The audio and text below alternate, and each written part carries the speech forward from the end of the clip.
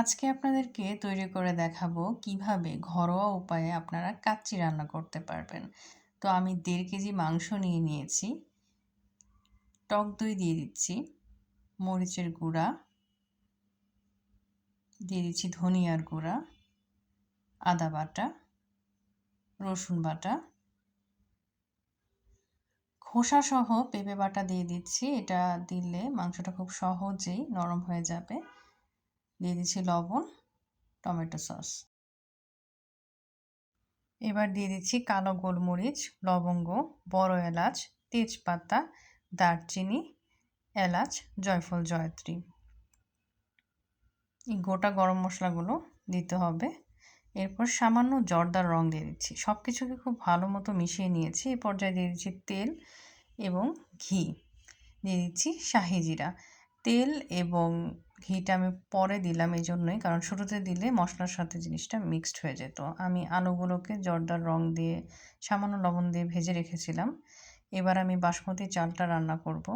তো দিয়ে দিচ্ছি শাহি জিরা, গোটা গরম মশলা, লবণ, তেল দিয়ে দিলাম। পানিটা খুব ভালো মতো বলক চলে আসলে ফুটন্ত গরম পানিতে আমি বাসমতি চাল দিয়ে দিচ্ছি। আমি এখানে 750 গ্রামের মতো বাসমতি চাল রান্না করে নিচ্ছিলাম, কারণ আমি মাংস 1.5 কেজি নিয়েছি। সবসময় মনে রাখবেন যে যতটুকু মাংস ইউজ করবেন তার অর্ধেকটা চাল ব্যবহার করতে।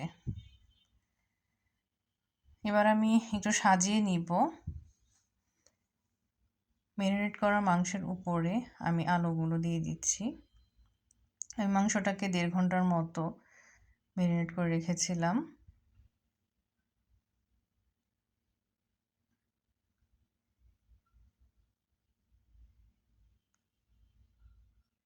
দিয়ে দিচ্ছি কাঁচা মরিচ, পেঁয়াজ বেরেস্তা দিয়ে দিচ্ছি।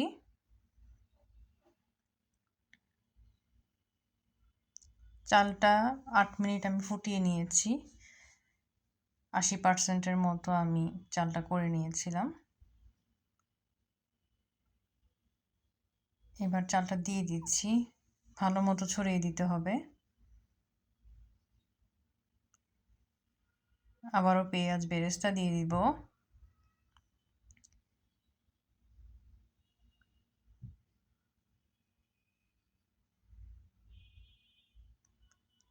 ঘরোয়া উপায়ে কাচ্চিটা কিন্তু বেশ মজার হয়, হেলদিও অবশ্যই। দিয়ে দিচ্ছি কাঁচামরিচ।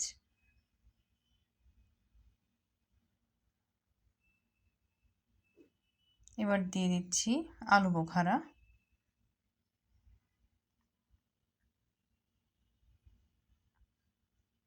দিয়ে দিচ্ছি কিশমিশ। আপনারা যদি কিশমিশ খেতে না চান স্কিপ করতে পারেন। দিয়ে দিচ্ছি স্টার অ্যানিস। এই পর্যায়ে আমি দিয়ে দিব দুধ, জর্দার রং এবং ঘিয়ের একটা মিশ্রণ। এতে করে কাচ্চির মাঝখানে মাঝখানে ভালো একটা কালার আসবে। এবার আমি আটার ডো দিয়ে দিচ্ছি চারপাশে, যাতে করে বাষ্পটা কোনোভাবেই বের না হয়, কারণ আমি সম্পূর্ণ রান্নাটাই দমে করব। কোনো রকম বাষ্প বের হওয়া যাবে না, যেহেতু আমি একদমই কাঁচা মাংস দিয়ে রান্না করছি। তো জোরে জাল দিব 10 মিনিট। 10 মিনিট জোরে জাল হয়ে গেলে এবার আমি এটাকে 50 মিনিটের মতো মিডিয়াম টু হাই ফ্লেমে রান্না করব। ব্যাস তৈরি হয়ে যাবে মজাদার বিফ কাচ্চি। একবার হলেও এটা ট্রাই করবেন। Thanks for watching.